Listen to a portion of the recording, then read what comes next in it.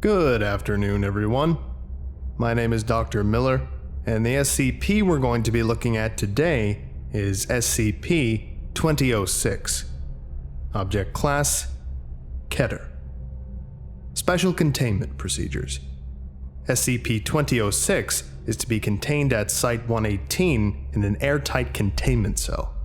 SCP-2006 must be constantly monitored for changes in form, which are to be noted immediately. All personnel coming into contact with SCP-2006 are required to enroll in an acting course with a focus on expressing fear and surprise. Every month, SCP-2006 is to be shown at least one new extremely low-quality horror or science fiction movie containing horror elements. All interaction with SCP-2006 must confirm that SCP-2006 continues to believe that said works demonstrate a superb grasp of horror. Description: SCP-2006 is an anomalous spherical entity roughly 50 centimeters in diameter when in its default state. SCP-2006's stated goal is to cause feelings of fear and/or horror in as many humans as possible. To accomplish this purpose, SCP-2006 possesses the ability to change its shape, mass, volume, density, chemical structure, and voice to any form that it desires. Currently, there is no way to damage SCP-2006. The extent of its shape-shifting abilities is unknown and is currently thought to be unlimited. Currently, SCP-2006 has demonstrated a fondness for taking forms of various entities and villains from the various horror and science fiction movies that it has witnessed. The most common form that SCP-2006 has taken is that of the Rumen from the 1953 movie Robot Monster. SCP-2006 is capable of speaking even when it possesses the form of an entity that is normally unable to speak. SCP-2006 will generally attempt to startle and/or scare any individual it comes into contact with, but after doing so will become affable and friendly. The reason behind this is currently unknown. Although SCP-2006 has repeatedly stated its goal of causing as much fear as possible, SCP-2006 is a poor judge of concepts that cause fear in humans and constantly searches for new methods in which to accomplish its goal. This poor recognition extends to recognition of emotions in humans, as SCP-2006 is incapable of distinguishing between subtle differences in emotion that would be obvious to a human. This is Interview Log SCP-2006, playing log now. Fear me, mortal. I am the mighty Rumen. Cower in fear. Please, mighty Rumen, don't hurt me. It's just me, Doc. I got you pretty good, didn't I? SCP-2006? Oh dear. Oh dear Lord. You really frightened me there. I was about to have a heart attack. It's what I do, Doc. Boom. Still got it.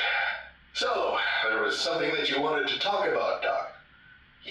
Yes, I was wondering, why exactly do you feel the need to cause fear in others? I don't understand the question. That is, why do you scare people? Oh, that's an easy one. I scare people because it's fun, and it's what I do. Just like you do doctory stuff, I do scary stuff, and I'm the best at it.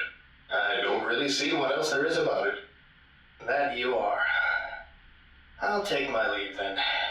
Come back around soon and I'll have some really scary stuff next time. By the way, I will eat your soul. Let me out of here. I'm going to die of fright. Addendum: the current site director for Site-118 has issued the following memorandum regarding SCP-2006.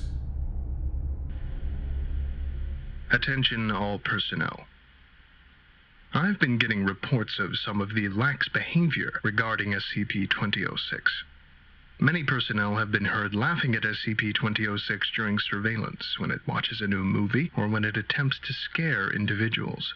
Some personnel have been heard questioning why SCP-2006 is classified as a Keter entity. I am here to remind you that a Keter entity is a Keter entity, regardless of how innocuous it may seem. No, SCP-2006 is not a rampaging demigod, nor is it a regenerating super lizard. However, it possesses the same level of danger as any other Keter that the Foundation has contained. Think of SCP-2006's purpose. It wishes to scare people. Imagine what would happen if SCP-2006 broke containment and found out what really scared people. Imagine if it saw the horror and fear of war, or the concepts of paranoia or phobias common to each and every human being. Imagine if it found the true horror of a nuclear holocaust or an XK-class scenario. Now, couple that with an entity that possesses shape-shifting abilities with no known limits, and you will understand why it's classified as Keter. All personnel mentioned above have been suitably disciplined. I do not want to hear about this again. This is Dr. Randall Owings, Site-118 Director, signing out.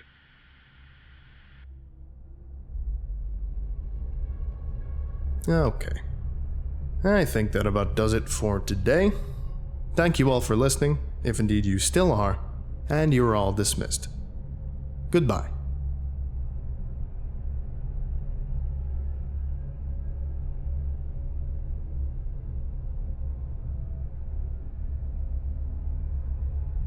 I would like to give a special thank you to Ubermate, the Reclusive Extrovert, James Saba, Darius Tan, Arbiter Soul, Tyler Shan, Justin Day, Ophelia Gray, Dernom, Curie Kuma, NJ Vojak, Jonathan Agosto, and Dr. Proctor. Thank you all so much for your support. It's greatly appreciated. If you would like a special thank you at the end of each of my videos, and some other cool stuff as well, visit patreon.com/TheVolgun. Thank you.